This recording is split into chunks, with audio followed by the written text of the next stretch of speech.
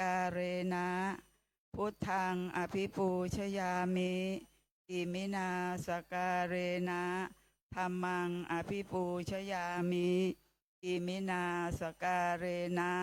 สังฆังอภิปูชยามิอรหังสัมมาสัมพุทโธภควาพุทธังภควันตังอภิวาเทมิสวากขาโตภควตาธัมโมธัมมังนัมสสามิสุปฏิปันโนภควโตสาวกสังโฆสังฆังนามามิอาราธนาธรรมพร้อมกันนะคะพระมาจโลกาทิปติสัมปติกาตอัญชลีอันทิวารังอาญาจทาสันติทัสันตาปาราชาคาชาติกาเทเสตุธรรมังอนุกรรมปิมังปัจจังท้าวสามบดีพรหมเป็นบรมในพรหมมาทรงฤทธิ์ที่ศักดากว่าบริษัททุกหมู่พรหมน้อมหัดนมัสการประดิษฐานหน้าที่สมควรแล้วจึงบังคมชุลีบาทพระสัมมาขอพรอันประเสริฐวราเลิศมโหฬารปวงสัตว์ในโลกากิเลสน้อยก็ยังมีขอองค์พระจอมพระสู่ธรรมาอันรู้จีโปรดปวงประชานีท่านจงโปรดแสดงธรรมนิมนต์ท่านเจ้าข้าผู้ปรีชาอันเลิศล้ำโปรดแสด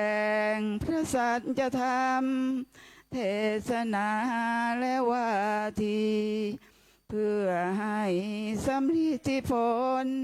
แก่พวงชนบรรดามีสู่สุขเกษมสีสมดังเจตนาเถิด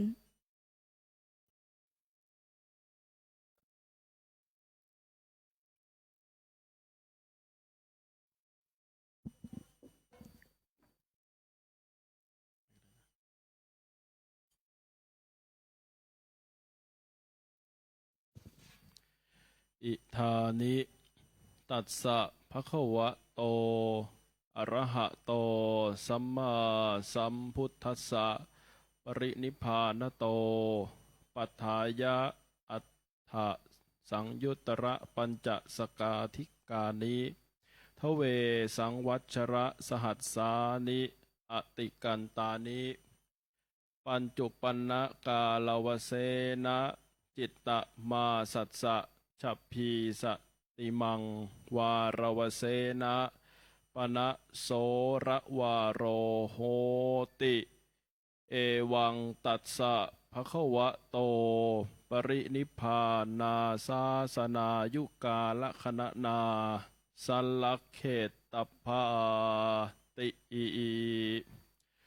สุภมัสดุพระพุทธศาสนายุกาลนับจำเดิมตั้งแต่วันอันเป็นที่เสด็จดับขันธปรินิพพานแห่งองค์สมเด็จพระผู้มีพระภาคพระอรหันตสัมมาสัมพุทธเจ้าของเรานั้นบัดนี้ล่วงแล้วได้2,568 พรรษาปัจจุบันสมัยวันนี้ตรงกับสุรทินวันเสาร์ที่26เดือนเมษายนพุทธศักราช2568พระพุทธศาสนายุการนับจำเดิมตั้งแต่วันอันเป็นที่เสด็จดับขันธปรินิพพาน แห่งองค์สมเด็จพระบรมศาสดาพระสัมมาสัมพุทธเจ้าของเรานั้น มีใจความอันท่านสาธุชนพุทธบริษัทจะพึงกำหนดนับและรับรู้ด้วยประการฉนี้นะโมตัสสะภะคะวะโตอะระหะโตสัมมาสัมพุทธัสสะนะโมตัสสะภะคะวะโตอะระหะโตสัมมาสัมพุทธัสสะนะโมตัสสะภะคะวะโตอะระหะโตสัมมาสัมพุทธัสสะพุทธาโภคาพตาพัจจาวิตินนาอาปทาสุเม อุทธัคคาทักขินาทินนาอะโทปัญจพลีกตาติอีณบัดนี้อาตมภาพทั้งสองรูปจะได้แสดงพระธรรมเทศนาในกรรมกถาพรรณนาว่าด้วยกรรมอันสมควรเพื่อเป็นเครื่องประคับประคองฉลองศรัทธาประดับปัญญาบารมีอนุโมทนากุศลบุญญาราศีแด่ท่านสาธุชนพุทธบริษัททั้งหลาย ที่ได้มาพร้อมใจกันในการฟังธรรมเทศนาในภาคบ่ายของวันนี้ ซึ่งตรงกับวันธรรมสวนะหรือวันพระแรม14 ค่ำเดือน 5 วันเสาร์ที่ 26 เมษายน พุทธศักราช 2568 ซึ่งถือว่าเป็นวันพระสุดท้ายในของเดือน 5 เรียกได้ว่าปลายร้อนต้นฝน ท่านสาธุชนทั้งหลายก็ได้มาพร้อมใจกันในการที่จะได้สดับรับฟังพระธรรมเทศนาอันทำให้เกิดปัญญาเกิดความเข้าใจในพระธรรมคำสอนขององค์สมเด็จพระผู้มีพระภาคเจ้าเพราะโดยการฟังธรรมนั้นย่อมเกิดอานิสงส์อยู่ทั้งสิ้น5ประการได้แก่ 1. ได้ฟังเรื่องใหม่ 2. ได้วิจัยเรื่องเก่า 3. ได้บรรเทาข้อกังขา 4. ได้พัฒนาความคิดและ 5. ได้พัฒนาจิตให้ร่มเย็นอานิสงส์ทั้ง5ประการนี้ย่อมเกิดพลานิสงส์เกิดประโยชน์ต่อท่านผู้ฟังการที่เราทั้งหลายได้มาประพฤติปฏิบัติธรรมนับได้ว่าเป็นการปฏิบัติบูชาเป็นการทำอันสมควรตามหน้าที่ของชาวพุทธเรียกได้ว่าเมื่อเรามีศรัทธาแล้วก็เกิดการลงมือทำเรียกว่าธรรมานุธรรมปฏิบัติคือปฏิบัติธรรมตามสมควรแก่ธรรมการปฏิบัตินั้นอาทิเช่นการให้ทานการรักษาศีลหรือการเจริญจิตภาวนาเรียกว่าบุญกิริยาวัตถุทั้ง3การสดับรับฟังพระธรรมเทศนาก็จัดว่าเป็นการเจริญจิตภาวนาอย่างหนึ่งคือได้เกิดปัญญาได้เกิดความรู้ความเข้าใจเพื่อนำไปปฏิบัติวันนี้อาตมาภาพได้แสดงบทพระบาลีในเบื้องต้นว่าพุทธาโภคาพตาพัจจาคือได้กล่าวถึงสิ่งที่ได้พึงกระทำตามสมควรโดยจะได้เข้าสู่เนื้อความเทศนาเป็นการปุจฉาและวิสัชนาคือการถามตอบปัญหาซึ่งกันและกัน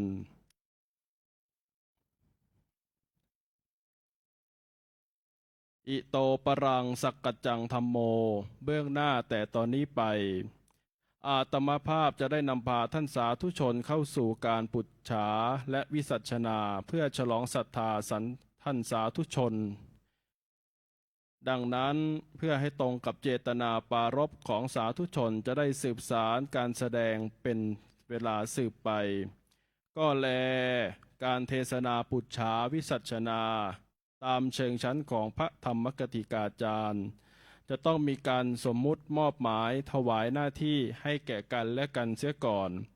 ทั้งนี้เพื่อความสะดวกแก่ผู้แสดงและความแจ่มแจ้งแก่ผู้สดับ ทักขินโตธรรมาสเนนิสินนังสัมมนามิ วาระนี้อาตมาภาพ จะได้ขอสมมุติพระสังฆชินบุตรพุทธชิโนรส ผู้มีนามปรากฏในภาคพจน์พระพุทธศาสนาว่า พระมหาศักดิ์สิทธิ์สุเมธโส พุทธศาสตร์บัณฑิตศึกษาศาสตร์มหาบัณฑิต เลขานุการศูนย์ศึกษาพระพุทธศาสนาวันอาทิตย์ วัดพระเจตุพนวิมลมังคลาราม ซึ่งสถิตอยู่ณธรรมาสน์เบื้องซ้ายของอัตมาภาพนี้ พระคุณเจ้าจงรับหน้าที่พระสกวาทยาจารย์ มีหน้าที่ในการปุจฉาไต่สวนทวนถามสยเมวาหังอัตตานังสัมมนามิ ส่วนอัตมาภาพนี้จะได้สมมุติตนเป็นพระปรวาทยาจารย์ สืบสารการเทศนาวิสัชนาตอบปัญหาอธิบายกระจายให้เกิดประโยชน์ ตัดสมาสาทโวเพราะฉะนั้นขอท่านสาธุชนผู้ฟังจงได้ประคองโสตประสาทปานประหนึ่งภาชนะทองรองรับพุทธพจน์เทศนาพันเต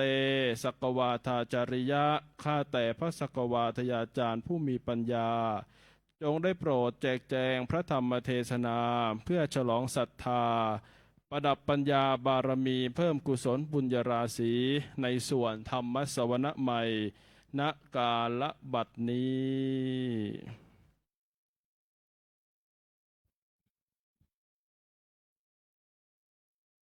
นะโมตัสสะภะคะวะโตอะระหะโตสัมมาสัมพุทธัสสะนะโมตัสสะภะคะวะโต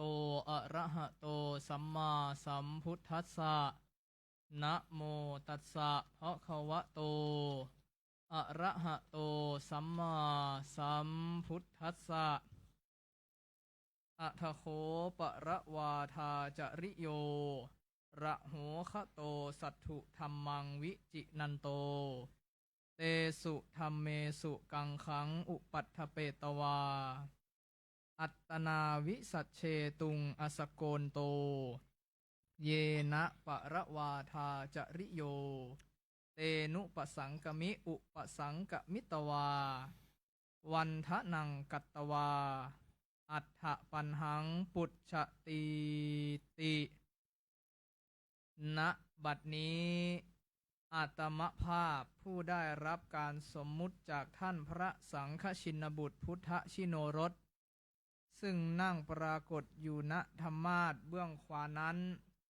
พระเดชพระคุณนี้มีสมัญญานามปรากฏในภาคพจน์พระพุทธศาสนาว่า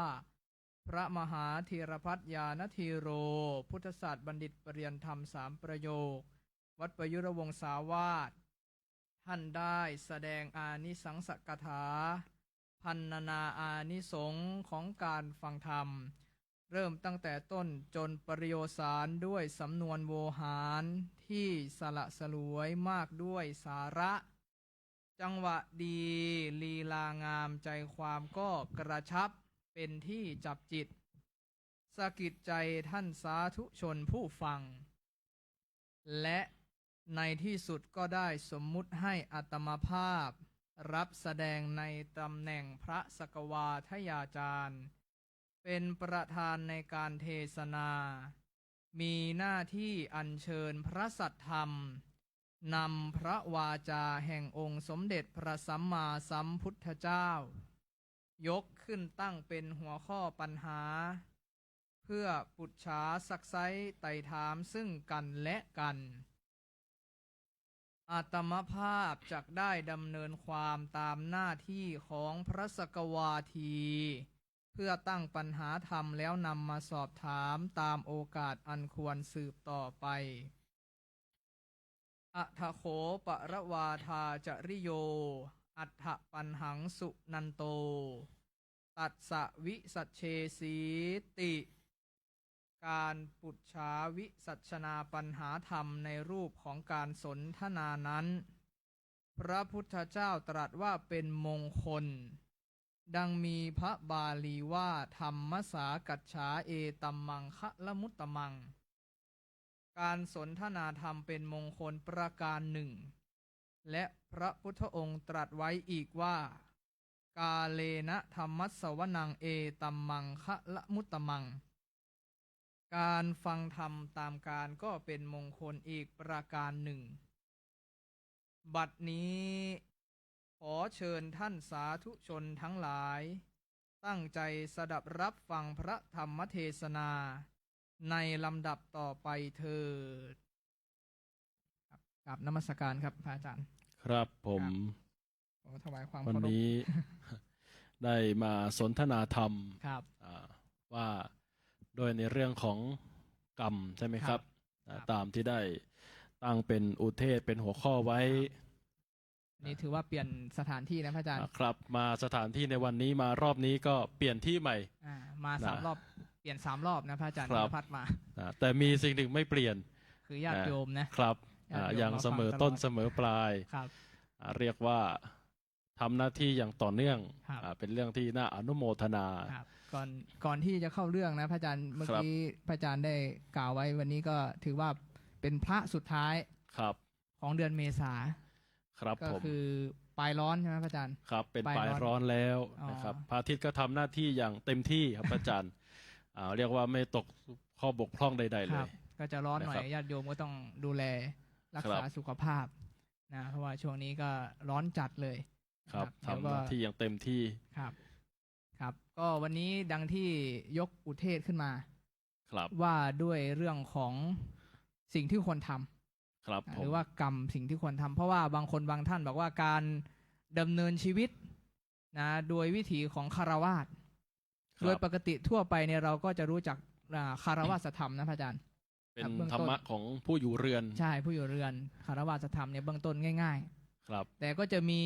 นะธรรมะนะอีกหมวดหนึ่ง ที่พระพุทธเจ้าเคยตรัสสอนไว้ว่าเป็นสิ่งที่คารวาสหรือว่าหมู่มวลมนุษย์เนี่ยต้องการ อ๋อ ครับ เป็นสิ่งที่ต้องการมาสู่ชีวิต ใช่ เพื่อ ใช่ ที่จะได้ทำดำเนินชีวิตอย่างสะดวก ครับ นะครับ เรียกว่าทุกคนเนี่ยถ้าเกิดมาเป็นมนุษย์เนี่ยคือต้องการแน่นอน อ๋อค เดี๋ย รับ วเราจะพูดกันไปทีละข้อแล้วโยมคิดตาม ครับ ว่า ในข้อเหล่านี้เนี่ยเราเกิดมาเป็นมนุษย์เนี่ยเราต้องการข้อนี้บ้างไหมข้อนี้บ้างไหม ครับ ดู ผม ซิว่าจะตรงตามที่พระพุทธองค์ได้เคยตัดไว้หรือเปล่า ครับ นะครับ คือในเรื่องวันนี้นี่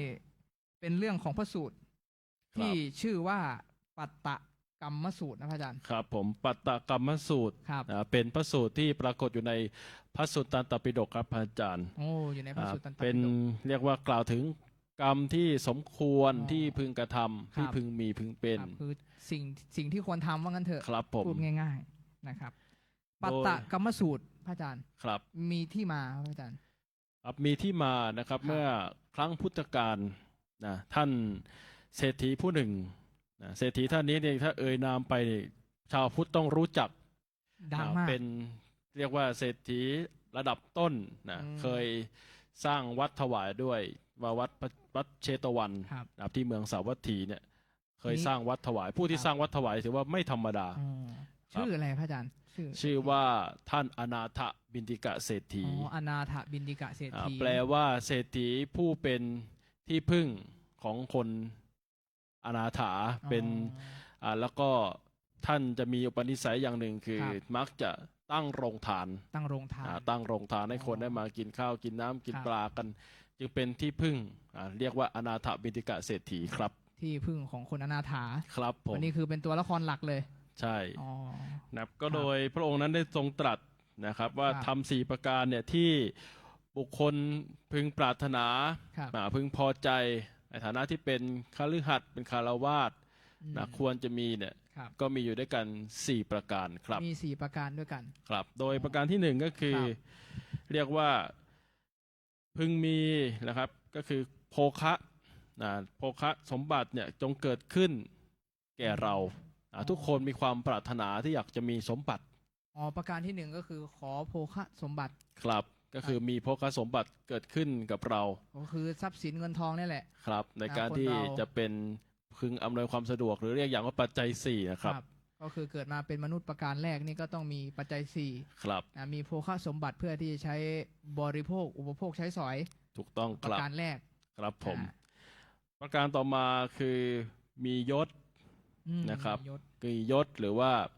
ถ้าในปัจจุบันก็พูดได้ง่ายคือเงินเดือน อ๋อมี ยศก็เยื่อนเงินเดือนขยับอย่างเงี้ย อ๋อเงินเดือนขยับ มียศมีอำนาจมี บริวาร บริวาร ครับ ในประการ อ๋อ ต่อมาคือมีบริวารมีพวกพ้อง อืม นะครับถึงแม้ ครับ มียศมีเงินมากมีสมบัติมากมาย แต่ขาดบริวารก็เหมือนขาดคนรายล้อมนะความสุขก็มีเกิดขึ้นคนเดียว อ๋อ ที่ท่านบอกว่าเนกาสีลพระเตสุขังคืออ ม กินคนเดียวก็ไม่อร่อย อ๋อ จะต้องมีบริวารมี ครับ พวกพ้องอย่างน้อยก็คือคนในครอบครัว ครับ นะเกิดขึ้น โอ้แสดงว่าคนเรามนุษย์เราเนี่ยมีโภคะสมบัติไม่พอนะพระอาจารย์ ครับ ต้องมียศ มี มี ยศ ตำแหน่ง แล้ว ยศ ก็ สมบัติ มีบริวาร ครับ รายล้อมด้วยนะ แล้ นี่ วก็ เต็มอิ่มหรือยัง บ พ ริ ระ วาร อาจาร ส ย์ มบัติ สองอย่างนี้เต็มอิ่มหรื เมื่อ ยัง มีชีวิตแล้วก็ถือว่าสมบูรณ์แล้วนะ สมบูรณ์แล้ว แล้ว ใน อะไร ขั้นต้น สิ่งที่ปรารถนาต่อไปอีกความเป็นมนุษย์ดียังปรารถนาต่อไปอีก แม้ ยัง แต่ ต้องการ จะละโลกไปแล้ว ครับ ก็ปรารถนาที่จะไปสู่สุคติ อ๋อ ภพนะไม่ปรารถนาที่จะไปทุกขติ ครับ ปรารถนาที่จะไปสุคติสวรรค์ อืม เป็นที่รื่นเริงบันเทิงใจในภพเบื้องหน้าครับ อันนี้ก็คือข้อ3แล้วข้อ4 ครับผม ครับข้อ3ก็คือว่าเมื่อมีโภคสมบัติ มียศบริวารแล้วข้อ3ก็คืออยากจะมีชีวิตยืนยาวก่อน มีชีวิตยืน มี ยา ชี ว วิตยืนยาวเพื่อ ค ที่ รับ จะได้ใช้โภคสมบัติได้ใช้ ใช่ ลาบ ครับ ยศสรรเสริญ ประการที่ บริ สาว าม ร ต้องมี ประการที่ อายุ สาม ยืนยาวบางทีแหมมีทุกอย่างแล้วแต่ว่า อายุสั้น แป๊บเดียวเหลือเกิน นะมี ครับ กรรมมาตันร้อน อ่ามี มีโรคภัยหรืออุบัติเหตุเนี่ยที่ ใช่ เกิดขึ้นเป็นข่าวเป็นอุทาหรณ์ให้เกิดขึ้น ครั นะ บ ก็ไม่ปรารถนาอีกแล้ว อืม นะปรารถนาที่จะมีชีวิตที่ยืนยาว อืม มีชีวิตในการสั่งสมบุญบารมีเสียก่อน นี่ครับ ครับ เพื่อ พอ ที่จะได้เมื่อละจากโลกนี้ไปแล้วก็ไปสู่สุขติ ก็ ค คือ รับ ข้อที่ ถูกครับ 4ครับธรรมประการที่ 4 ก็คือเมื่อมีชีวิตยืนยาวแล้วก็อยากจะไปสู่สุคติ ครั นะ บ เมื่อล่วงลับไปแล้ว ครับ 4 ข้อนี้นะคุณโยมเราทุกท่านนี้น่าจะมีครบทุกคน นะ มี หนึ่ง แน่นอน มี โย แน่ ม นอนนะ ที่เรียกว่ามีทุกอย่างพร้อม ครั นะ บ แล้วก็ยังมาขวนขวายในบุญกุศลด้วย ครับ นะครับ อ๋ออันนี้คือสิ่งที่มนุษย์ปรารถนาน่าใคร่น่าพอใจ ครับ ในโลก ทีนี้พระพุทธองค์บอกว่า4อย่างนี้เนี่ยน่าใคร่น่าปรารถนาน่าพอใจก็จริง แต่ว่าหาได้ยากพระอาจารย์ ครับ หาได้ยากเพราะอะไร เพราะคนที่จะมีครบ4อย่างนี้ใน1ชีวิตใน1ชาตินี่หายากนะพระอาจารย์ ใช่ค นะ รับ บางคนมีโภคะมีทรัพย์มาก บริวารน้อยบางคนมีบริวารมาก แต่ไม่มีทรัพย์ ครับ บางคนมีทรัพย์มีบริวารอายุสั้นอีก ครับ แต่บางคน อายุยืน ไม่มีทรัพย์ไม่มีบริวารจนทั้งชีวิตก็มีพระอาจารย์ ครับ เรียกว่าถ้าคิดเป็นเปอร์เซ็นต์นี่ก็ ครับ อย่างละ25%นะพระอาจารย์ ครับอย่าง ครับ นี้ จะมีครบ 15% 100%นี่ก็หายาก หายากนะคุณโยม เพราะฉะนั้นก็ เป็น สิ่ง หา เหล่าย าก นี้เราก็ต้องเพื่อขนขวายแล้ว แม้จะไม่สมบูรณ์100%ครับ แต่เราก็พอใจ พอใจ นะครับอย่างน้อยก็มี1ข้อ2ข้อ ครับ ก็เป็นถือว่าเครื่องเกื้อกูลในการ อืม ดำเนินชีวิตได้ ครับ อ๋อ4อย่างนี้นี่อย่างที่บอกไปว่าหาได้ยาก ครับผ ที ม นี้พระอาจารย์พระพุทธองค์นี่ตัดต่อไปนะพระอาจารย์ ครับทีนี้เมื่อต้องปรารถนาทั้ง4ประการเหล่านี้แล้วเนี่ย ครับ จะสร้างเหตุสร้างปัจจัย อืม ในการที่จะเกิดขึ้นได้อย่างไร อ๋อ ก็คือเราจะต้องมีธรรมหรือว่ามี อืม ธรรมะเป็นเครื่องกำกับเป็นแนวทางในการดำเนินชีวิต อ๋อ ให้เกิดขึ้นได้ ครับ เพื่อที่จะได้สมบูรณ์บริบูรณ์ ครั นะ บ ก็คือ ประการแรกเรียกว่าต้องมีความถึงพร้อมเรียกว่าศรัทธา อ๋อศรัทธา เรียกว่าศรัทธาสัมปทา สัมปทา ต้องมีความถึงพร้อมด้วยศรัทธา อ๋อถึงพร้อม มี สัมปทาแปลว่าถึงพร้อมนะครับ ผม ถึงพร้อมด้วยศรัทธา2พระอาจารย์ สองก็คือต้องมีศีลสัมปทา ศีลและสัมปทาก็ตรงตัว ครับ ก็ ก็ คื คือ อต้องถึงพร้อมด้วยศีล ด้วยศีล ครับ ประการที่3 ประการที่สามคือจาคะสัมปทา จาคะคำนี้อาจจะคุ้นบ้างไม่ ครั คุ้ บ น ถึ บ้าง ง พร้อมด้วยการให้การเสียสละ อ๋อ หรือเรียกว่าบริจาคเนี่ยครับ ครับ รู้จักให้ และประการสุดท้ายคือ ครับ ปัญญาสัมปทา โอ้แปล คือ ว่า การถึงพร้อมด้วยปัญญาความรู้ ครับ ขจัดความโง่เขลาของเราออกไป อ๋อ ได้นะถึงพร้อมด้วยปัญญา องค์นี้ก็แสดงว่าถ้าอยากได้ สิ่งที่น่าปรารถนา4อย่างข้างต้น ครับ ก็ต้องสร้างเหตุ4อย่างเหมือนกัน ครับสร้างเหตุ4อย่างเหมือนกัน อ๋อ4อย่าง จำง่ายๆวันนี้มีแต่เลข วันนี้มีแต่เลขสี่อันนี้ ไม่มี ไม่ได้ใบ 4 ไม่มีเลขอื่น ไม่มี นะ เลขอื่นก็ เข้า คือ ใจ ต้องสร้าง ง่าย เหตุ4ประการ ครับ ความถึงพร้อม4อย่าง ครั สั บ มปทา ผม 4ประการแรกที่พระอาจารย์บอกไปก็คือศรัทธา ศรัทธา สัมปทาศรัทธาสัมปทาในที่นี้ต้องมีศรัทธาประเภทไหนพระอาจารย์ ก็เรียกว่าเป็นศรัทธาในพระพุทธศาสนา ครับ นะครับ ก็คือถึงพร้อมบางครั้งเนี่ยการที่เราจะลงมือปฏิบัติหากเราไม่เกิดศรัทธาเสียก่อน เรียกว่าใจไม่เกิดความ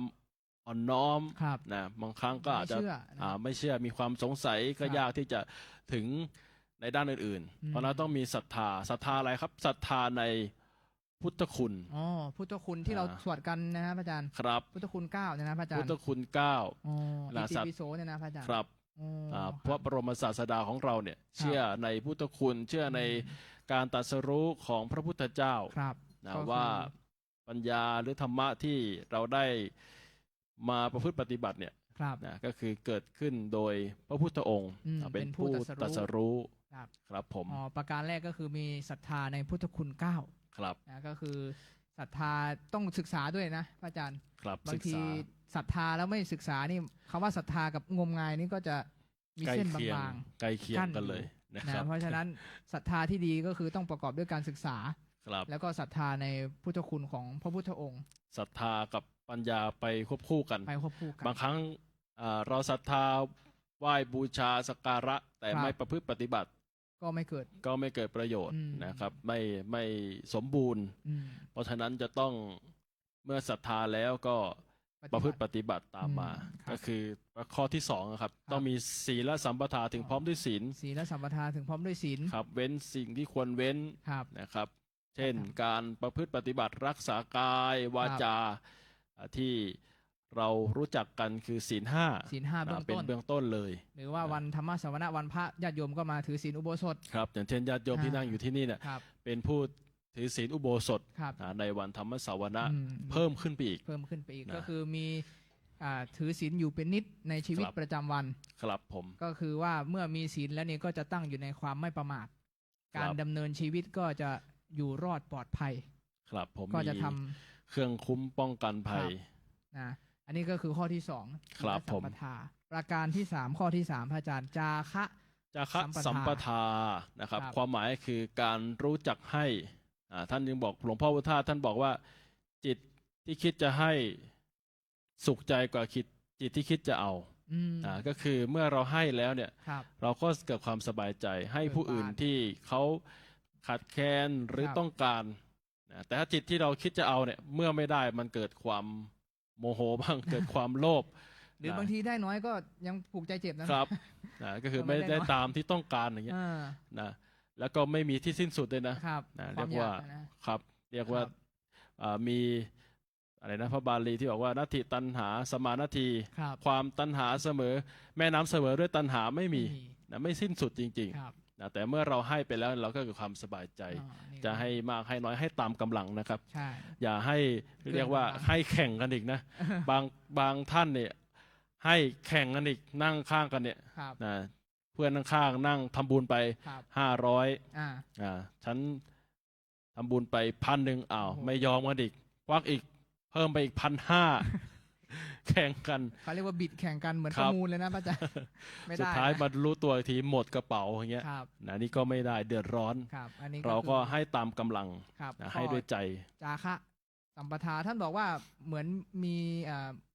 มือนี่ชุ่มอยู่ตลอดคำว่า ครับ มือชุ่มอยู่ตลอดนี่ก็หมายถึงว่าให้นี่จนเหงื่อออกมือนะพระอาจารย์ให้ อ๋อ ให้อยู่เป็นนิด ครับ ก็คือขจัดความตนีทีเหนียวตลอดอย่างญาติโยมก็นะตักบาตร ครับ ทุก ผม เช้าอะไรประมาณนี้ หรือแม้แต่การให้กำลังใจกัน อ่าน นะครับ ก็ ครับ ถือว่าเป็นการให้นะ อ่า ไ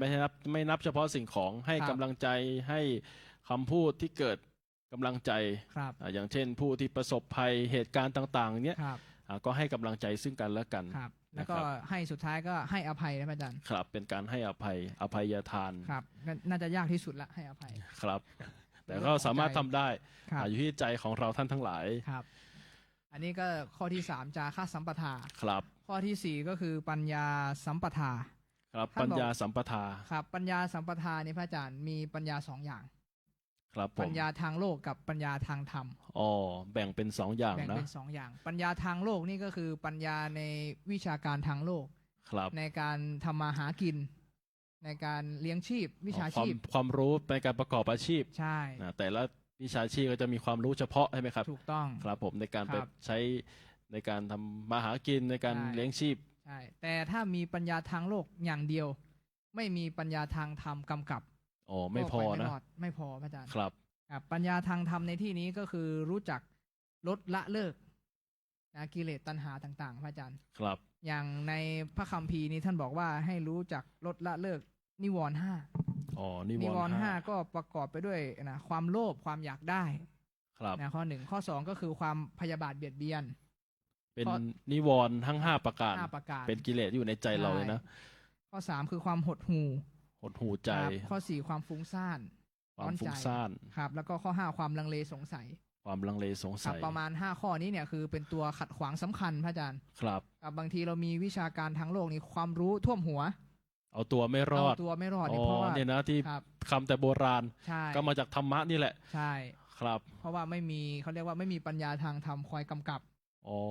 นะครับ เพราะฉะนั้นเนี่ยปัญญานี่ต้องกำกับทุกอย่างพระอาจารย์ ครับ ครับจะมีอย่างอื่นมากมายแค่ไหนนี่ แต่ถ้าปราศจากปัญญาโดยเฉพาะปัญญาทางธรรมแล้วเนี่ย ชีวิตนี่มักจะไปไม่รอด ครับเพราะฉะนั้นจะต้องมีความรู้ทั้งทางโลกและ ครับ ทางธรรมควบคู่กันไป เรียกว่า ใช่ โลกไม่ช้ำธรรมไม่เสีย ครับ ครับผม ประมาณนี้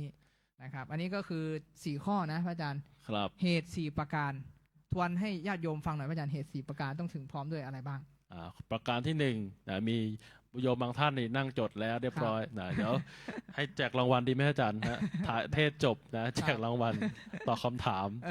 นะหรือญาติโยมที่รับชมผ่านทางออนไลน์ด้วย ครับ นะข้อประการที่ 1 ก็คือศรัทธาสัมปทา ศรัทธา ต้องถึงพร้อมด้วยศรัทธา ครับ ประการที่2ศีลสัมปทา ครับ คือความถึงพร้อมด้วยศีล ครับ ประการที่3จาคะสัมปทา ครับ คือการถึงพร้อมด้วยการให้ ครับ การบริจาคการเสียสละ และประการสุดท้ายคือปัญญาสัมปทา อืม นะถึงพร้อมด้วยปัญญาครับผม อ๋อครับ อันนี้2 ตัวแล้วนะโยม ครับ เหลือ4ตัวที่3ตัวสุดท้าย อ๋อมีอีกนะ มีอีก มีอีก4ข้อครับ อ๋อดี นะทีนี้คุณโยมเราสร้างเหตุสร้างปัจจัย ครับ และถ้าเราได้เหตุ4ประการข้างต้นได้โภคะได้ลาบยศบริวาร ได้อายุยืนยาวได้สุคติแล้วเนี่ย เมื่อเราได้โภคะได้อะไรแล้วเนี่ย เราจะใช้สอยยังไงเราจะทำกับมันยังไงบริหารยังไง อ๋อนำไป อ่า ใช้อย่างไรใช่ไหมครับ นำไปใช้อย่างไร ครับ นี่ ผม พระพุทธองค์ก็ตรัสไว้อีกว่านะมีธรรมะอีก4ประการ4ข้อเนี่ย ครับ ที่เรากล่าวไว้เบื้องต้นเนี่ยก็คือกรรมอันสมควรเนี่ยพระอาจารย์ อ๋อเมื่อเราสร้างเหตุแล้ว ครับ เมื่อเราได้รับแล้ว ครับ และเราจะนำไปใช้อย่างไร อ่า ใช่ไหมครับ ใช่ใช่ โอ้นี่แสดงว่าพระพุทธองค์นี้ได้ทรงตรัสในการแนวทางในการดำเนินชีวิต ครับ นะตั้งแต่เริ่ม ถูกต้อง จุดแรกเริ่มเลย ครับ นะครับจนไปถึงขั้นตอนต่อไปเป็นแนวทางในการ ในการใช้ ในการดำเนินชีวิต ครับมี ประ อยู่ การ 4ประการ สี่ประการ ครับ นี้นะครับก็คือ1จะต้องรู้จักบำรุงนำไปใช้เพื่อบำรุงใครครับบำรุงตนเองนี่แหละ อ๋อ บำรุงตนเองบำรุงบริวาร ครอบ ครับ ครัวญาติสนิทมิตรสหาย อืม นำมาใช้ที่เราใช้ในชีวิตประจำวันนะครับ ครับ ก็คือใช้ตามเหตุตามสมควร ครับ ก็ ตั้ง คือ แต่ ตัว ตื่ เอน ง น กับ อ คน นใกล้ตัว ครับตื่นนอนยันเข้านอนในกิจวัตรเนี่ยเราก็ถือว่าต้องเจอคนมากมาย อืม นะครับ ครับ บางอาชีพก็มีผู้ใต้บังคับบัญชาบ้าง หรือว่า ครับ อยู่กับครอบครัวก็มีพ่อแม่ ครับ เราก็จะต้องนำโภคสมบัติที่เราเกิดขึ้นเนี่ยนำไปบำรุง ใช่ เลี้ยงดูท่านเหล่านี้รวมถึงตนเอง ครับอ่า บางคนนี่ได้โภคสมบัติมาคุณโยม เก็บไว้หมดเลยไม่ใช้เลย อ๋อเก็บ อันนี้ไม่ยังไม่ถูกนะอาจารย์ คือ ครับ ไม่ใช้เลยนี่ไม่ได้ต้องใช้บ้าง อ๋อครับใช่ แต่ใช้เยอะก็ไม่ได้นะอาจารย์ ก็ต้องรู้จักพอประมาณ พอประมาณนะ เดินทางสายกลาง เดินทาง มัชชิมา สายก ป ลาง ฏิปทานี่แหละ ครับ ครับ นะก็ ต้อง คือ รู้จักพอประมาณ หนึ่งก็คือบำรุงตนเอง ครั แล้ บ วก็ญาติสนิทมิตรสหาย ครับ นะ ผม ให้เขาเรียกว่าอยู่ดีมีสุขแล้วกัน ครับ ไม่ตกทุกข์ได้ยาก อันนี้ก็คือข้อที่หนึ่ง ครับประ ข้อ การ ที่สองครับ ข้อ อาจาร ที่ ย์ สองประการที่สองก็คือ ครับ เพื่อไว้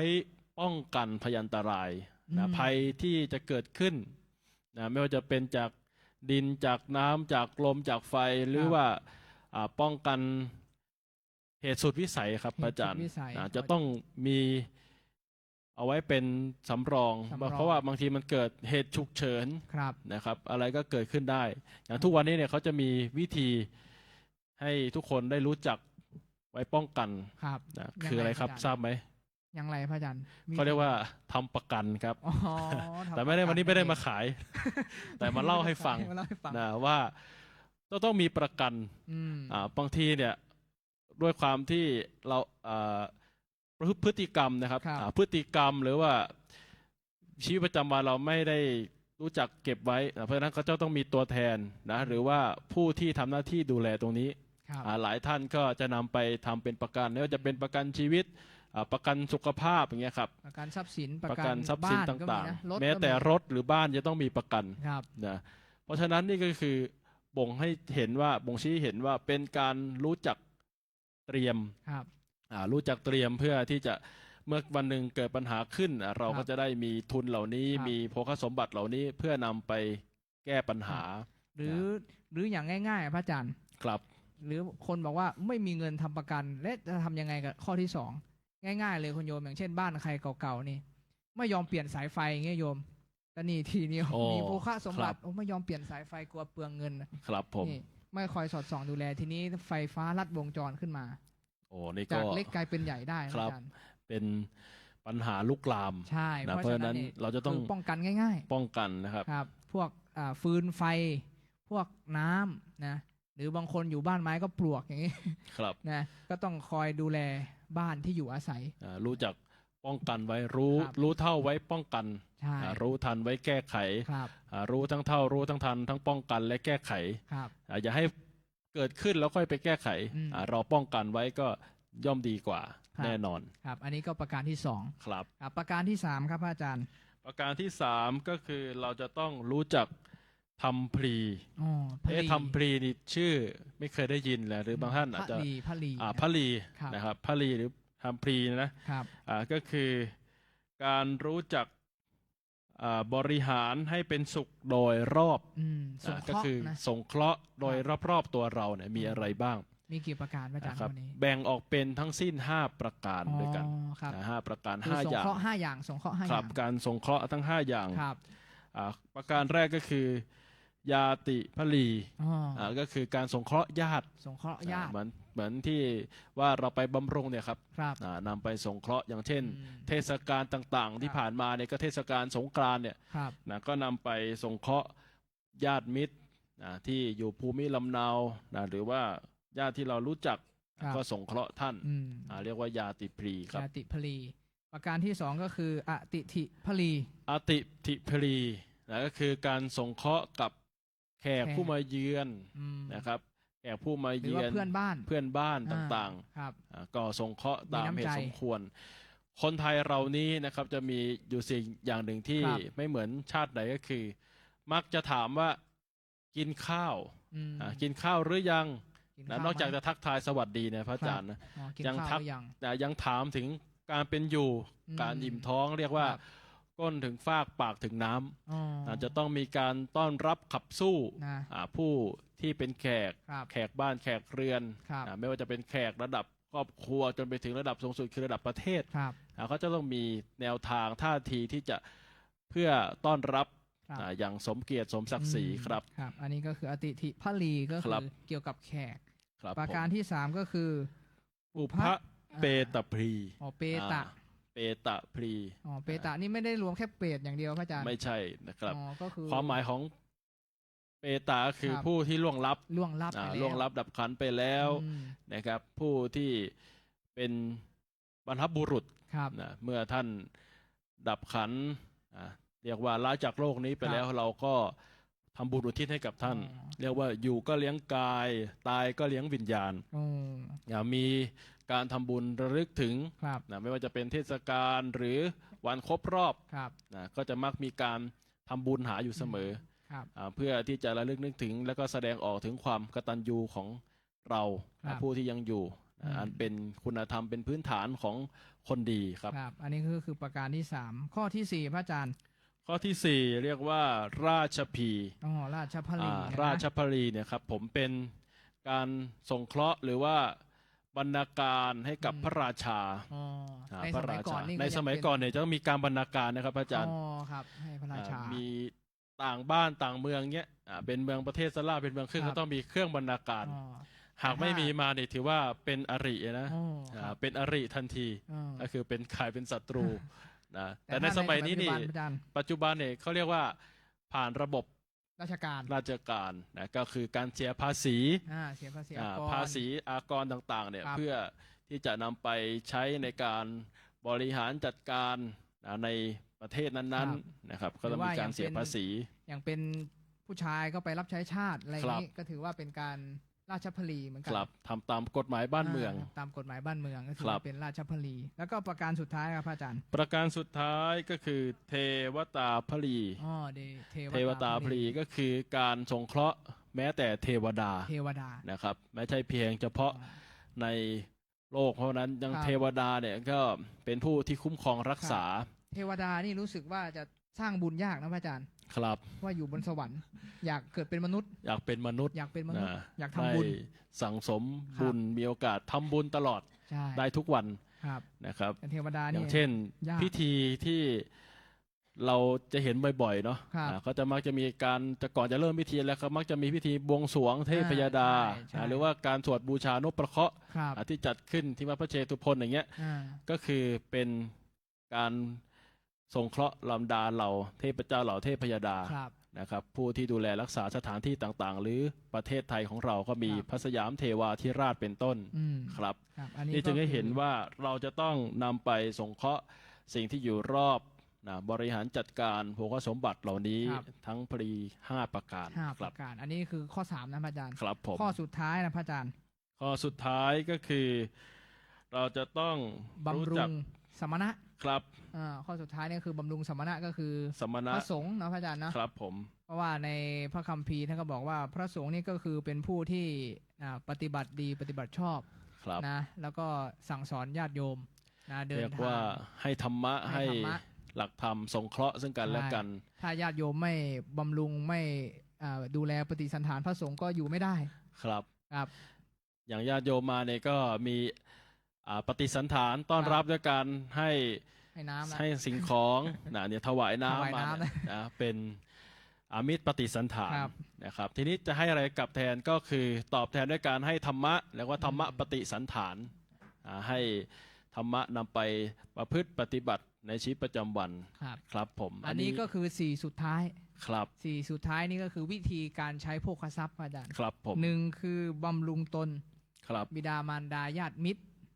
นะครับสองป้องกันพยันอันตรายต่าง ครับ ๆสามก็คือทำพลีกรรม ทำพลีกรรม นะ ห้า ทำ ป พ ระ ลี กาก ร ร รมสงเคราะห์5ประการ แล้วก็ประการที่ 4 ประการสุดท้ายก็คือทำนุบำรุงพระศาสนาหรือว่าปฏิสันฐานสมณะ ครับ พระสงฆ์องค์สามเณรให้ท่านได้เขาเรียกว่ามีกำลังแรงใจในการประพฤติปฏิบัติธรรมที่จะได้นำมาสั่งสอนญาติโยม ครับ อันนี้ก็คือเป็นสี่สุดท้าย การสงเคราะห์ซึ่งกันและกัน ครับ นะครับ เพื่อที่จะนำไปใช้นะให้เกิดประโยชน์ให้ ครับ คุ้มค่า ครับ นะไม่เป็นการนำไปเสียเปล่า ครับ นะครับนั่นเอง ครับในท้ายของพระสูตรนี้เนี่ยพระพุทธองค์ก็ตรัสว่าถ้าใครก็ตามที่บริหารจัดการโภคทรัพย์ตาม4ข้อนี้เนี่ยถือว่าเป็นการใช้โภคทรัพย์โดยสมเหตุสมผลและสมควร ครับ แต่ถ้าใช้อย่างอื่นไปทางอบายมุขก็ดีไปทางลุ่มหลงงมงายก็ดี อันนั้นเรียกว่าไม่สมเหตุไม่สมผลและไม่สมควร ครับ ทีนี้เราจะมาดูว่าในอดีตการเนี่ยพระอาจารย์ ครับผม ในอดีตการนี้ท่านบอกว่ามีเขาเรียกว่ามีตัวอย่าง มีนิทานชาดก ครับชาดก เกี่ยวกับเรื่องการบริหารจัดการโภคทรัพย์สมบัติเนี่ยมันเคยมีมาก่อน วันนี้จะได้ยกมาฝากญาติโยม อาจจะเคยฟังหรืออาจจะไม่เคยฟังเดี๋ยวลองฟังดู ครับ นะค เป็น รับ เป็นเรื่องเล่าที่เกิดขึ้นใช่ไหมครับ ครับเรื่องเล่าที่เกิด ชา ขึ้น ดกเนี่ยก็คือนิทานที่พุทธองค์ทรงตรัสเล่าเหตุการณ์ต่างๆ ว่าพุทธองค์นั้นเคยไป เป็นอะไรมาก่อน เราก็จะนำมาเล่าเป็นอุทาหรณ์สอนใจ ครับ ให้กับผู้ที่ฟังว่าจะเป็นพระภิกษุหรือญาติโยม ครับ เพื่อที่จะได้นำเป็นทิฏฐานุคติ ใช่ นะครับผม วันนี้ก็จะเสนอเรื่องอิละลีสะชาดกนะพระอาจารย์นะ อิละลีสะ อิ ชา ละ ด ลี ก สะ ค ชา รับ ดกเขาบอกว่าชาดกนี้เนี่ยว่าด้วยเรื่องคนที่รูปร่างเหมือนกันโคลนนิ่งนะสมัยนี้ โคลนนิ่ง ปัจจุบันนี้ก็มีแล้วใช่ไหมครับ มีครับ โอ้ ปัจจุบันนี้ก็มีโคลนนิ่งนะ โคลนนิ่งนะ โคลนนิ่งเรื่องนี้นี่เป็นมายังไงพระอาจารย์เรื่องนี้ เรื่องนี้ เรื่องนี้ เนี่ เนี่ย ยเป็นเรียกว่าตระกูลเศรษฐีที่ เศรษฐี สืบทอดกันมา โอ้ นะ รวย โดยแต่เดิมแล้วเนี่ยเป็นตระกูลที่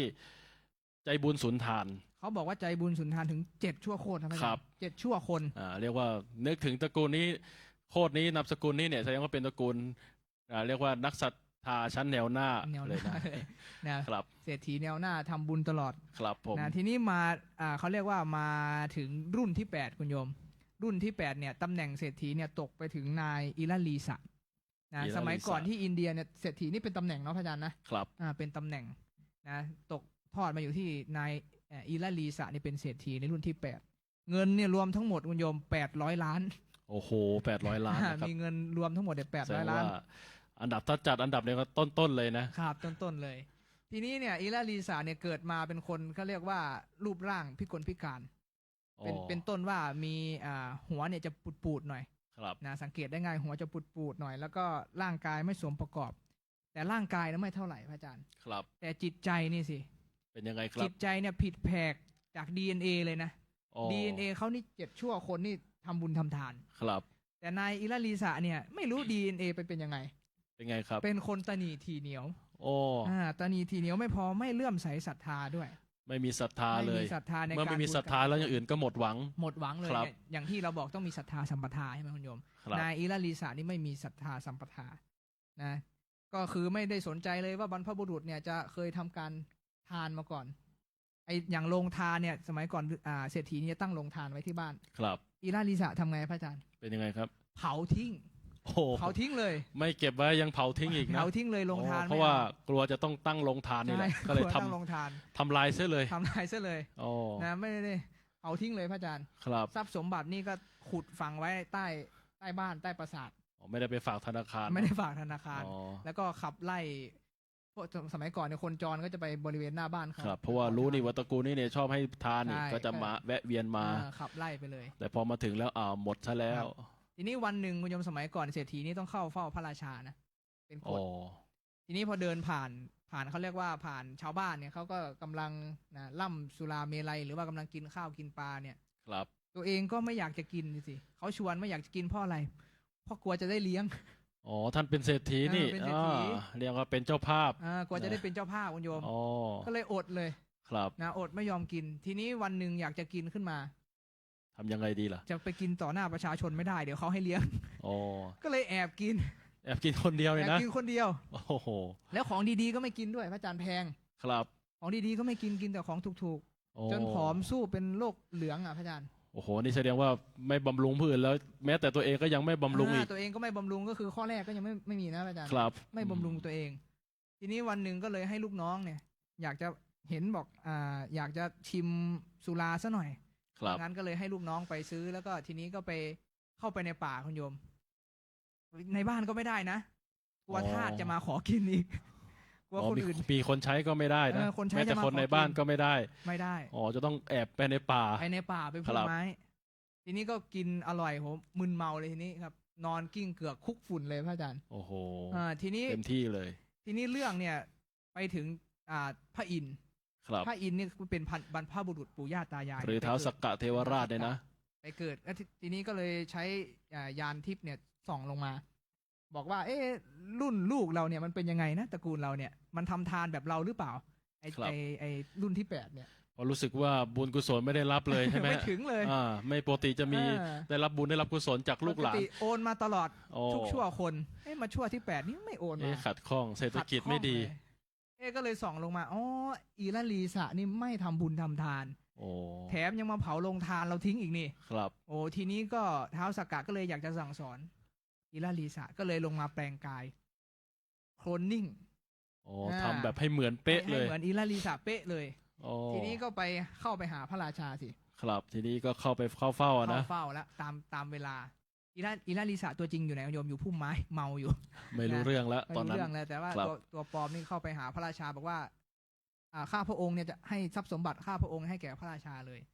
พระราชาบอกว่าเราก็มีแล้วไม่เอา ครับมีเยอะแล้ว มีเยอะแล้ว มีคนทุนเกล้าเยอะแล้ว ใช่ไม่เอาทีนี้อิราลีสะที่เป็นตัวปลอมก็เลยบอกว่าเดี๋ยวขอพระบรมราชานุญาตจะแจกให้หมดเลยว่างั้นนะครับ แจกให้หมดเลยทีนี้ก็พอกลับมาถึงบ้านถึงเรือนก็บอกนะญาติที่บ้าน เดี๋ยวจะแจกทาน ญาติที่บ้านก็งงคุณโยมอิราลีสะนี่ไปกินอะไรมาปกติไม่ทำบุญทำทาน วันนี้จะแจกให้หมดเลย แสดงว่า แถมยังสั่งไว้อีกว่า ถ้าใครมาอ้างว่าเป็นอิราลีสานี่ให้จับตัวไปเลยนะ อ๋อ เพราะว่ารู้ไง ครับ รู้ว่าตัวจริงจะมา ทีนี้ก็เริ่มแจกทานคุณโยมนะใครอยากได้ข้าวปลาอาหารมาเอาทรัพย์สินเงินทองเอาให้นะบางคนไม่มีเกวียน ก็มาขอโค อ๋อเอาไปใช้เลย เอาไปใช้ได้เลย เรียกว่าให้ทั้งหมดเลย ให้ทั้งหมดเลย ค ที รับ นี้ชาวบ้านก็เป่าประกาศครับเป่าประกาศว่าโอ้วันนี้อิราลีสานี่เป็นเศรษฐีสมชื่อเลย บริจาคทุกอย่าง ครับ ทีนี้เรื่องก็ไปถึงหูตัวจริง อ๋อ ตัว คื จ อ ริง เป่าประกาศนะ ครับพอได้ยินว่าอิราลีสะบริจาคเท่านั้นคุณโยมสั่งเมาเลย ตัวจริง อ่า สั่งเมาเลย เราก็อยู่นี่นี่แล้วใครมาสั่งเนี่ย แล้วใครมาสั่งให้แจกของเรานี่ก็เลยรีบวิ่งไปที่บ้านเลยคุณโยม ทีนี้กาดรปภที่บ้านก็ได้ยินคำสั่งไงว่า ถ้าใครแอบอ้างหรือว่ามาปลอมเป็นอิราลีสะให้จับไว้ ครับ ก็เลยจับตัวไว้นะอิราลีสะตัวจริงก็บอกว่าเอ้ยจับเราทำไมเราเป็นเจ้าของนะแต่ว่าคนที่บ้านนี่ก็เข้าใจแล้วว่าท้าวสักกะที่เป็นตัวปลอมนะเป็นเจ้าของ ครับ เรื่องก็ร้อนไปถึงพระราชาทีนี้พระอาจารย์ เกิดเรื่องแล้ว เกิดเรื่องแล้ว ใครตัวจริงตัวปลอมตรวจ DNA ไม่ได้ด้วย สมัยก่อนนี่คือเมื่อเกิดเรื่องอะไรก็ต้องจะเป็นหน้าที่ของพระราชา เป็นหน้าที่ของพระราชา จะต้องตัดสินคดี ครับ ทีนี้ก็ทำยังไงครับ พอเกิดตัวจริงเกิดหน้าตาเหมือนกันอีก นะ ที ผิด นี้ แปลก พระราชายังไงดี ครับ คนไหนตัวจริงตัวปลอมอิราลิสะตัวจริงก็บอกว่า พระราชาอิราลิสะข้าเกิดมานี่ไม่เคยบริจาคทานเลย จะเป็นไปได้เลยที่ข้าจะบริจาคทาน พระราชาก็ยังไม่เชื่อนะเพราะว่าร่างกายเหมือนกัน ก็เลยเรียกช่างกลบก หัวก็ปูดๆเหมือนกันเลยนะ ช่างตัดผมมาดู ครับ ช่างตัดผมมาดูหัวหัวปูดเหมือนกันอีก โอ้โห นี่ทำไงเนี่ย ยากแล้วทีนี้ ยากละจนเศรษฐีตัวจริงอิราลิสะตัวจริงเนี่ยโหไม่ไหวพระอาจารย์เป็นลมล้มตึงไปเลย ครับ นะเป็นลมล้มตึงไปเลยทีนี้ตัวปลอมก็เลยเฉลย เหาะขึ้นไปแปลงกายกลับเป็นเท้าสัก อ๋ กะ อ ก็คือให้รับรู้ว่านี่คือ เป็นเทวดาแปลงกลายมา ใช่ก็บอกว่าเนี่ย เจ้าเนี่ยเป็นทายาทของเศรษฐีแท้ ครับ ๆนะบรรพบุรุษเนี่ยทำบุญทำทานมา7 ชั่วโคตรแล้วทำไมทำถึงผิดแผกไม่ยอมทำบุญทำทาน อันนี้ก็ถือว่าเป็นการสั่งสอน ครับ นะถ้ายังไม่ทำบุญทำทานอีกเนี่ย จะสั่งให้แจกให้หมดเลย ไม่ให้เหลือไว้เลย ครับ ทีนี้อิราลีสะเศรษฐีก็เลยตาสว่างกลับใจพระอาจารย์ ก็เลยทำบุญทำทาน แล้วก็มีสุขติสวรรค์เป็นที่ไปในเบื้องหน้า ก็คือเรียกว่ากลับกายกลับตัวกลับหางกลับหัวกลับ ครับ ขั้วเป็นดี อ่า เปลี่ยนใจเปลี่ยนเป็นคนละคน ใช่ ด้วยเห็นทิฏฐานุคติเห็นแบบอย่าง ครับ ว่าเราจะต้องรู้จักสงเคราะห์นะ ใช่ ยังมีผู้คนอีกมากมายที่ยังลำบาก จริง รวมไปถึงเราก็ได้สงเคราะห์บรรพบุรุษด้วย ครับ นะ อัน ก็ นี้ คื เนี่ อ ยอิราลีสะชาดกเนี่ยก็เป็นเขาเรียกว่าเป็นชาดกที่สอดคล้องนะพระอาจารย์นะครับ กับเรื่องของปัตตกรรมะก็คือกรรมอันสมควร ครับเมื่อเรามี ทำ โภคสมบัติอันถึงพร้อมเนี่ยเราควรจะที่จะมีท่าทีอย่างไร ใช่ ใน ใช้ประโยชน์อย่างไร นำไปใช้ประโยชน์เกิดประโยชน์ต่อส่วนรวม ครับ นะครับ เพราะฉะนั้นก็จะต้อง4 อย่างนะคุณโยมนะครับ 4 อย่างที่1 4 อย่างที่ 2 4 อย่างที่ 3 นะ ไล่ลำดับ นะ เรื่อยมานะพระอาจารย์ 444 นะครับ นะครับวัน อั นี้ นนี้เป็นธรรมะนะ ก่อนที่จะให้พระอาจารย์ได้สรุปสุดท้าย ครับผม เดี๋ยวผมก็จะสรุป4 อย่างเนี่ยเป็นกรง่ายๆนะคุณโยม มีกรอนเนาะ ที่เทศมาที่เรามานี่ก็ ครับ เอาเป็นสรุปเป็นกรง่าย ๆ ก่อน ให้ ที่จะได้ จำง่าย ส่งให้พระอาจารย์สรุปปิด ครับ ลองฟังดูนะคุณโยมนะ ท่านว่าสิ่งล้ำค่ายากหาได้ในโลกลาภปรารถนานาจิตคิดใฝ่ฝัน 1 โภคะทรัพย์สมบัติรัตนสุวรรณอย่าง2นั้นยศศักดิ์สัพพะบริวาร 3 อายุยืนยาวพราวชีวิต 4 คือจิตสู่สุขติยามดับขัน 4 อย่างนี้ชนปรารถนาทุกคืนวัน หากจะสรรหาวิธีมี4ประการ ประการหนึ่งถึงพร้อมด้วยศรัทธา 2. ศีลห้ารักษาไว้ไม่ล้างผลาญ 3. จาคะเสียสละตามประมาณ สุดท้ายนั้นปัญญาดีมีพิจารณา เมื่อถึงพร้อมสิ่งทั้งหลาย4อย่างไซร้จงเลือกใช้ในวิธี4อย่างหนา 1. บำรุงตนญาติมิตรจิตเมตตา 2. ตามมาป้องกันภัยผ่านอัคคี 3. พลีกรรมทำไว้ใจจิตมุ่ง 4. บำรุงสามณะผู้เปี่ยมสี ทั้ง4ข้อนำไปใช้ให้จงดี ท่านจะมีแต่ความสุขทุกการเทิน อันนี้สรุปเป็นก่อนนะ สาธุ พระอาจารย์ นะเดี๋ยวถ้าโลคมาศแล้วเดี๋ยวถ่ายเอกสารแจก ให้ทยมถ่ายรูปไปเลย ให้โยมถ่าย เอา รูป ไป ลย ท่องนะ ไปท่อง วิธีสร้างเหตุปัจจัย ครับ นะแล้วก็วิธีนำไปใช้นะให้เกิดประโยชน์โสติผล ครับ นะก็คือต่อตนเองแล้วก็ผู้อื่นอารยญาติโยมสาธุชนทั้งหลาย วันนี้อาตมาภาพทั้งสองรูปนะก็ได้แสดงพระธรรมเทศนาได้สาระในเรื่องของการประพฤติปฏิบัตินะในการประพฤติหรือสร้างกรรมนะการกระทำอันเป็นตามสมเหตุสมผลนะหรือว่าตามสมควรนั่นเองในชีวิตของเราเมื่อหากเราท่านทั้งหลายได้มีธรรมเรียกว่าแสงพระธรรมนำใจให้ไร้ทุกข์แสงพระธรรมนำสุขทุกสมัยแสงพระธรรมส่องสว่างกลางดวงใจแสงพระธรรมนำให้ใจร่มเย็นเราท่านทั้งหลายเมื่อได้รู้แล้วว่าเราเมื่อมีเหตุในการที่จะสร้างให้เกิดขึ้นมีโภคสมบัติมีบริวารสมบัติแล้วท้ายที่สุดแล้วเราจะได้นำมาสงเคราะห์ช่วยเหลือผู้อื่นทั้งตนเองและผู้อื่นนั้นเราจะมีท่าทีที่จะประพฤติปฏิบัติอย่างไรเพื่อให้เกิดขึ้นในสังคมปัจจุบันของเราท่านทั้งหลายหากเรามีการช่วยเหลือเกื้อกูลซึ่งกันและกันมีการสงเคราะห์เรียกว่ารักกันเหมือนพี่ดีกันเหมือนน้องปรองดองกันเหมือนญาติแล้วเราก็ถือว่าเป็นผู้ที่เป็นที่รักแล้วก็อยู่ร่วมกันอย่างมีความสุขเป็นสังคมที่อุดมไปด้วยความสุขที่เกิดจากภายในใจออกมาการที่เราทั้งหลายได้ประพฤติหรือว่าสร้างกรรมที่สมควรเป็นกรรมที่ดีเป็นกรรมที่เกิดประโยชน์แล้วเราก็ถือได้ว่าเป็นพุทธศาสนิกชนที่มีทั้งศรัทธาแล้วก็ประกอบไปด้วยปัญญาและในท้ายที่สุดเราก็จะเรียกว่ามีสุขติเป็นที่ไปเป็นสุขติที่หวังก็คือมีจิตที่เตรียมล้นไปด้วยความสุขในบุญกุศลที่เราได้ร่วมกันสร้างได้ร่วมกันทำเทศนาปริโยสาเนในอวสานเป็นที่สุดลงแห่งพระธรรมเทศนานี้รัตนัตยานุภาเวนะรัตนเตชะสาขออำนาจแห่งคุณพระศรีรัตนตรัยบุญบารมีที่เราท่านทั้งหลายได้ร่วมกันบำเพ็ญให้เป็นไปแล้วนี้จงได้มารวมกันเป็นตบะเดชะพลวะปัจจัยอำนวยผลให้ท่านทั้งหลายจงมีแต่ความสุขความเจริญไปด้วยลาภยศสุขสรรเสริญเจริญด้วยจตุรพิธพรชัยทั้ง4ประการคืออายุวันนะสุขภละปฏิภาณธนสารสมบัติธรรมสารสมบัติคิดสิ่งหนึ่งประการใดที่เป็นไปด้วยชอบประกอบไปด้วยธรรมขอให้สิ่งนั้นจงพันสำเร็จจงพันสำเร็จจงพันสำเร็จสมดังมโนรสปรารถนาจงทุกประการรับประทานแสดงพระธรรมเทศนาในกรรมกถาพอสมควรแก่เวลาจึงขอสมมุติยุติลงคงไว้แต่เพียงเท่านี้เอวังก็มีด้วยประการฉะนี้